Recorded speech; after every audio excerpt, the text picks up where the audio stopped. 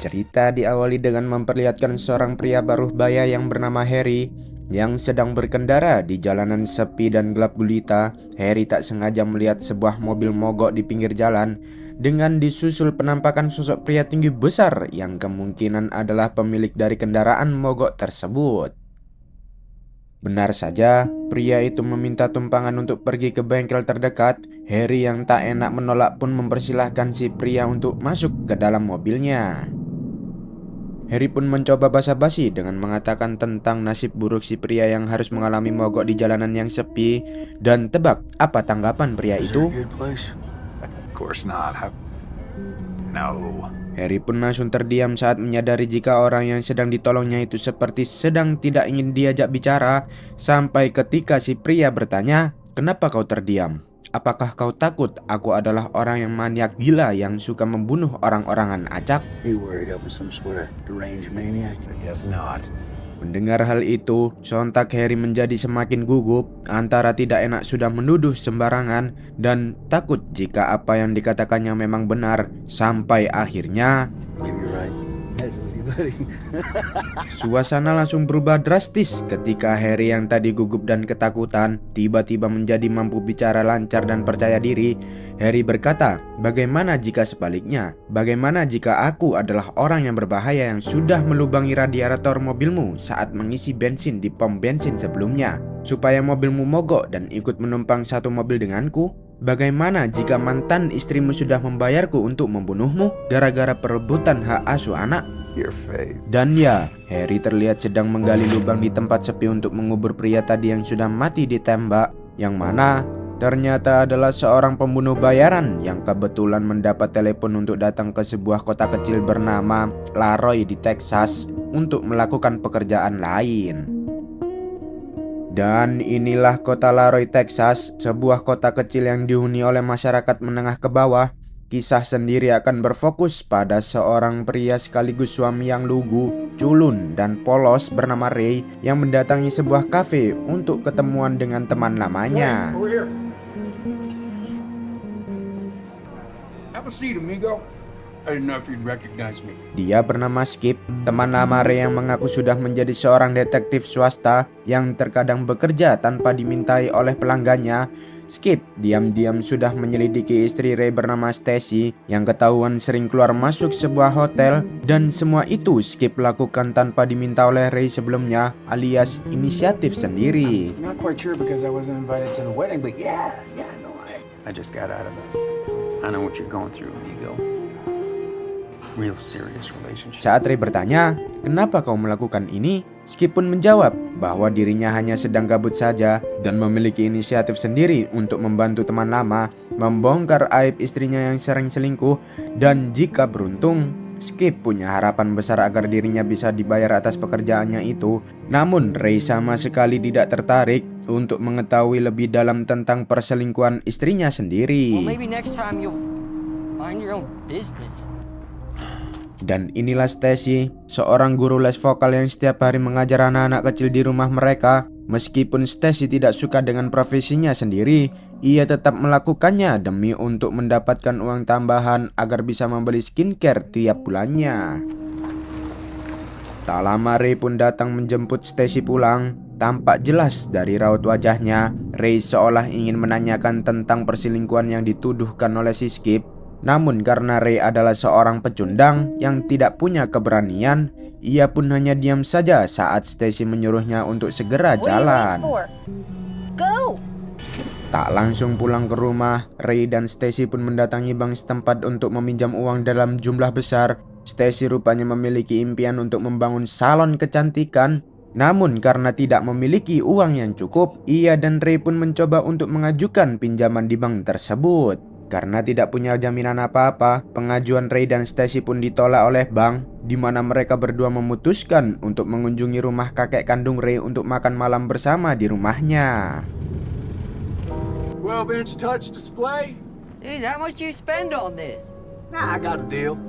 Not bad, huh? Dia bernama Junior, kakak kandung Ray yang sudah berumah tangga memiliki seorang istri dan satu anak yang masih kecil. Karena Junior terlalu banyak minum, ia pun meracau yang aneh-aneh hingga membuat semua orang menjadi tidak nyaman. Keesokannya, kita akan melihat Ray terlihat sedang berada di tempat kerja. Diketahui Ray adalah seorang pemilik toko perangkat keras yang ia kelola bersama dengan junior kakaknya, meneruskan bisnis warisan dari kedua orang tuanya. Namun, karena kepolosan dan keluguannya, Ray sering dikibuli oleh junior kakaknya sendiri terkait laporan keuangan yang tidak transparan. Dan uang yang Ray terima dari bisnis ini nyaris sama dengan gaji yang diterima oleh karyawannya sendiri. Pulang ke rumah, Ray membawakan pizza kesukaan Stacy dengan maksud untuk makan malam bersama. Namun Stacy tampaknya sudah berdandan cantik dan berniat untuk keluar katanya ngumpul bareng bersama teman-temannya. Katanya. Yang sekali lagi, karena Ray adalah seorang pria yang culun yang tak punya nyali dan harga diri, ia pun tidak berani untuk melarang istrinya pergi. Ray yang stres dengan kelakuannya sendiri pun akhirnya pergi ke toko senjata api untuk membeli sepucuk pistol. Lantas ia pun pergi ke hotel tempat Stacy istrinya biasa selingkuh dan nyaris melakukan bunuh diri. Andai saja tidak ada seseorang yang tiba-tiba masuk ke dalam mobilnya. Pria asing ini bernama Tiller, seseorang yang sudah salah mengira jika Ray adalah pembunuh bayaran yang tempo hari sudah ia telepon. Tiller langsung memberikan segebok uang. Berikut alamat rumah target yang harus dibunuh. Ray yang kebingungan pun hanya bisa pelongo-pelongo menerima pekerjaan yang sama sekali bukan keahliannya. It's gotta be done. It's gotta be done tomorrow.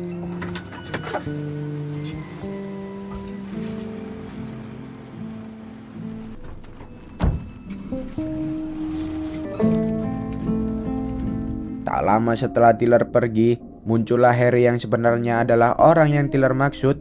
Ray yang tak tahu apa-apa pun langsung pergi begitu saja meninggalkan tempat tersebut.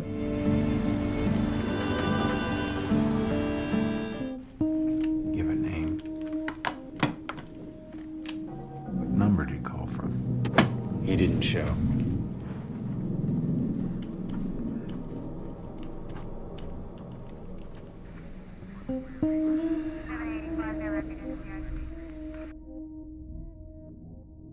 Keesokan paginya Ray sudah terlihat berada di kompleks rumah si target sesuai alamat yang terdapat pada secarik kertas.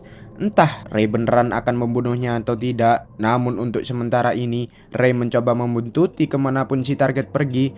Ia sampai pergi ke kantor jaksa tempatnya bekerja, karena memang si target ini adalah seorang pengacara. Dan Ray menunggu selama berjam-jam sampai si pengacara keluar dari sana. Sore menjelang malam, si pengacara pun pergi ke sebuah bar tempat ia biasa nongkrong dan minum jamu. Saat si target masuk ke toilet, Ray pun langsung menyusulnya dan... Entah si pengacara ini sadar atau tidak sedang dibuntuti, ia tiba-tiba keluar melalui pintu depan dan... Disinilah Ray sekarang, satu mobil dengan si pengacara. Sadar jika dirinya terus dibuntuti, si pengacara pun mencoba menanyakan siapa orang yang sudah menyuruhmu, wahai anak muda. Hingga terjadilah sedikit ketegangan ketika si pengacara mencekik Ray sampai tak berdaya. Sampai akhirnya... Ray yang kecolongan telah membunuh si pengacara pun langsung pergi ke tempat sepi untuk membuang mayatnya di sana. Setelah itu, ia pun dengan polosnya pergi ke tempat pencucian mobil umum untuk membersihkan darah yang mengotori jok mobilnya. Tak tenang karena telah melakukan pembunuhan, Ray pun pergi ke rumah junior kakaknya untuk meminta pertolongan. Namun sesampainya ia di sana, hanya ada Susan istrinya alias kakak ipar Ray malah curhat terkait junior yang sering keluar larut malam, persis seperti Stacy istrinya yang juga sering melakukan hal yang serupa. Pada akhirnya terkuaklah jika junior dan Stacy sudah lama berselingkuh dan sering bersilaturahmi di hotel yang sama. Susan sudah tahu hal ini sejak lama dan sengaja melakukan pembiaran karena sudah capek melarang. Susan mengira jika Ray juga sudah tahu akan hal ini. How do you know that? Because he's a fucking liar, Ray. When we talk to him, What's the point? He just lied. who's the girl? It's Stacy Lynn. Jesus, do you really not know? What? My husband and your wife are having an affair. What? No way. He's probably got his dick up her ass right now. I mean, she wouldn't cheat on me with my own brother. Stacy Lynn wouldn't do that. So you're saying she's home right now? Wanna give her a call, find out? You know, I found this his laundry. Di tempat lain, di sebuah bar setempat, Harry terlihat kesal menunggu Tyler yang tak kunjung datang, yang memang sudah terjadi kesalahpahaman yang nantinya akan berakibat fatal. Harry tak sengaja melihat seorang pelayan wanita yang diganggu oleh kedua orang pelanggan dan menawarinya semacam bantuan untuk menghabisi kedua orang pelanggan tersebut. Fine. I noticed those men were bothering you. I don't know, it just is. They get a little rowdy sometimes. It's just part of the job. Why is it part of the job? Excuse me? Maybe you could teach them some manners. Do you want me to hurt those men for you? What? Better get back to the kitchen.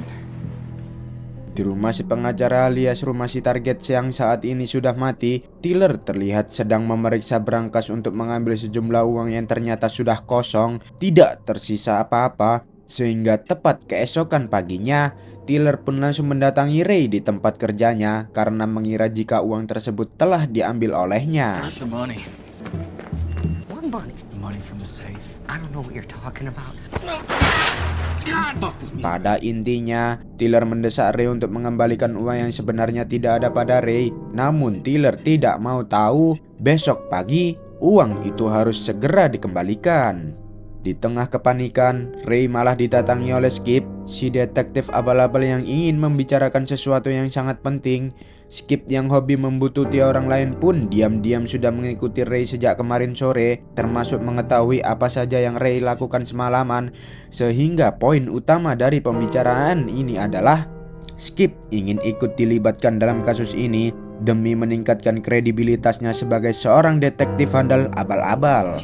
Skip, please, you're not even a real detective. Sounds like a case to me. Bersama-sama mereka mendatangi kantor jaksa setempat si pengacara. Di sana ada rekan kerja si pengacara yang bersedia memberi keterangan, yang pada akhirnya diketahuilah bahwa si pengacara adalah pengacara pribadi dari seorang juragan kaya raya di kota ini. Ketika ditanya siapa juragan kaya raya itu, Sirkan pun menolak buka suara karena itu merupakan privasi kliennya, sehingga Skip pun langsung memasukkan kepala Sirkan ke dalam toilet dan... Do you know CPR?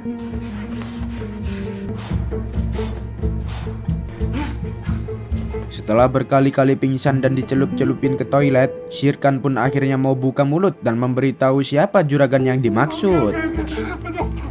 Okay, who was the client? It's an attorney-client privilege. I heard him talking to a client Adam Ledoux.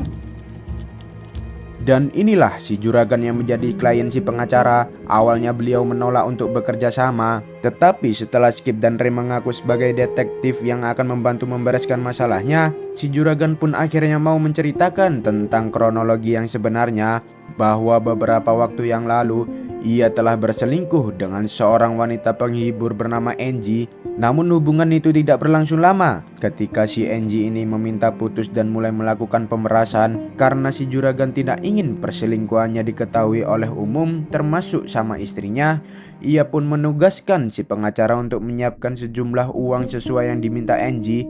Namun belum sempat uang itu diberikan, si pengacara sudah keburu mati oleh si Ray ini. Sejenak kita tinggal dulu urusan Ray, beralih pada Harry yang mendatangi toko alat untuk membeli sebuah palu. Berdasarkan informasi dari operator pusat yang mempekerjakannya, Harry pun mendatangi alamat rumah Tyler yang seharusnya menjadi kliennya dan...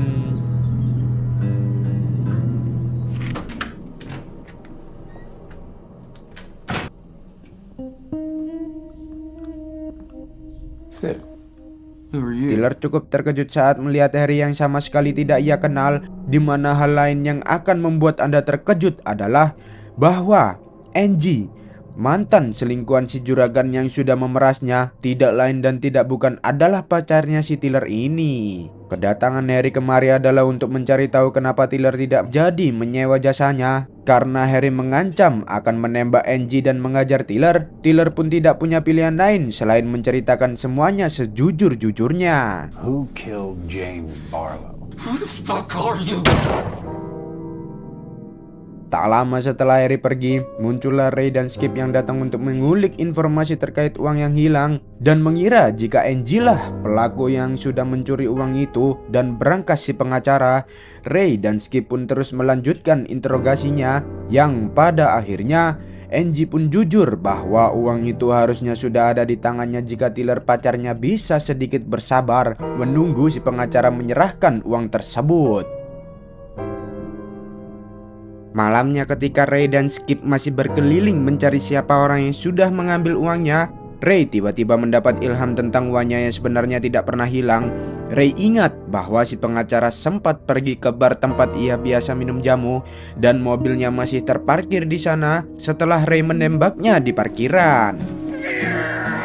Dan ya, Ray dan Skip akhirnya berhasil mendapatkan uang tersebut yang selama ini telah berada di dalam mobil si pengacara itu sendiri. Alih-alih akan langsung menyerahkannya kepada si juragan, Ray tiba-tiba menodongkan pistol ke arah Skip, meminta kopernya diserahkan, dan tebak apa alasan ia melakukannya? What are you doing? And she'll go with me. Stacy Lynn? Man, I thought we were friends. Stacy Lynn doesn't love you. Dasar laki-laki blow on, goblok, tolol, kocak. Sudah tahu Stacy selingkuh, masih aja dibelain. Malah nekat mengkhianati Skip yang hanya untuk memenuhi keinginan istrinya. Menyadari Stacy butuh uang itu untuk membuat salon kecantikannya, Ray pun mengambil alih uang itu demi untuk membahagiakan istrinya yang laknat tersebut. Dengan cepat, Ray pun menolong Stacy yang saat ini baru bangun di atas ranjang tepat bareng si Junior yang notabene adalah kakak iparnya sendiri. Sesampainya Ray di sana, ia mendapati Stacy tengah bersama dengan Junior kakaknya. Tanpa memperdulikan hal itu, Ray si bodoh pun tetap fokus pada satu koper uang untuk Stacy bisa memulai bisnis salon kecantikannya dengan harapan uang itu akan membuat Stacy berhenti selingkuh dan kembali pada pangkuannya. Memang tolol orang ini, tolol. Dan boncos, Ray malah digelandang ke kantor polisi setelah Skip melaporkannya pada pihak berwajib. Uang gak dapet, malah masuk kantor polisi. Stacy dan Junior pun bisa tersenyum lebar melihat uang itu cukup untuk mereka berdua kabur dan memulai hidup yang baru. Penangkapan itu pun disiarkan di saluran radio milik si polisi dan berhasil diketahui oleh si Harry yang langsung tancap gas untuk memburu orang yang sudah mengambil alih pekerjaannya. Goblok memang. Dan ya, tanpa ragu, Harry menembak kedua polisi itu dan mulai mencari di mana Ray berada. Ray sendiri ternyata sudah keburu melarikan diri menuju rumah Junior kakaknya. Hai, sampai habis suara gua anjing. Tiba di sana, Susan terlihat sedang duduk lemas setelah mengetahui jika Junior suaminya telah kabur bersama dengan Stacy. Tak lama, Skip pun menelpon, tapi suaranya bukan dia, melainkan si Harry, yang ternyata saat ini Harry sedang menyandra Skip. Inti daripada ini semua adalah Harry menginginkan koper uang tersebut sebagai ganti rugi atas pekerjaannya yang sudah diambil alih. Setelah menjanjikan uang tersebut akan segera diberikan, Ray pun langsung berkeliling mencari satu persatu hotel yang ada mobil Junior kakaknya. Tak sulit bagi Ray untuk menemukannya karena Junior membawa speedboat warna merah yang memang baru dibelinya.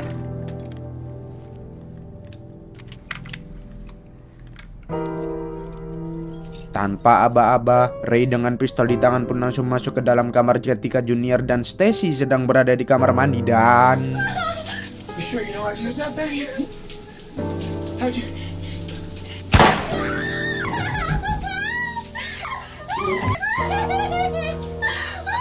Setelah menembak Junior kakaknya sendiri, Ray yang terlalu mencintai Stacy pun memilih untuk membiarkannya hidup dan mempersilahkannya untuk pergi. Sementara Ray sendiri akan tetap di sana bersama dengan koper uangnya, menunggu Harry datang untuk melakukan penukaran.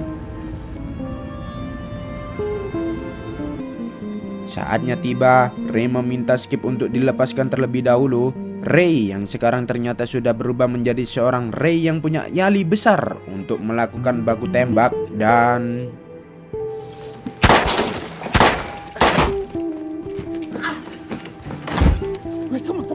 Sempat tertembak di bagian perut, Ray menyuruh Skip untuk pergi duluan sembari membawa koper uang tersebut, di mana Harry sendiri langsung masuk ke dalam dan tak sengaja menemukan Junior yang masih hidup. Tepat saat Ray datang, Harry pun menembak Junior sampai tewas sembari mengatakan, Because it's important to finish things once we start them.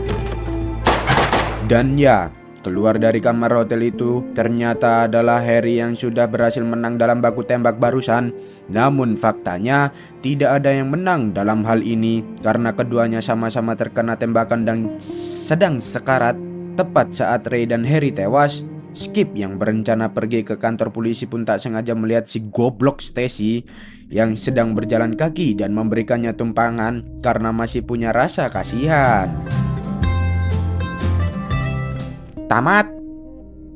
Entah apa yang Skip dan Stacy lakukan selanjutnya. Apakah mereka akhirnya jadian dan kabur bareng membawa uangnya? Entahlah.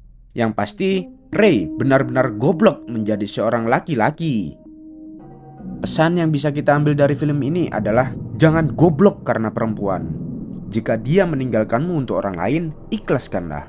Itu lebih baik daripada Anda memanjakannya dengan cinta, tetapi hatinya untuk orang lain. Ingat, setia itu pedih hanya jika Anda memaksakan diri untuk setia kepada orang yang tidak setia.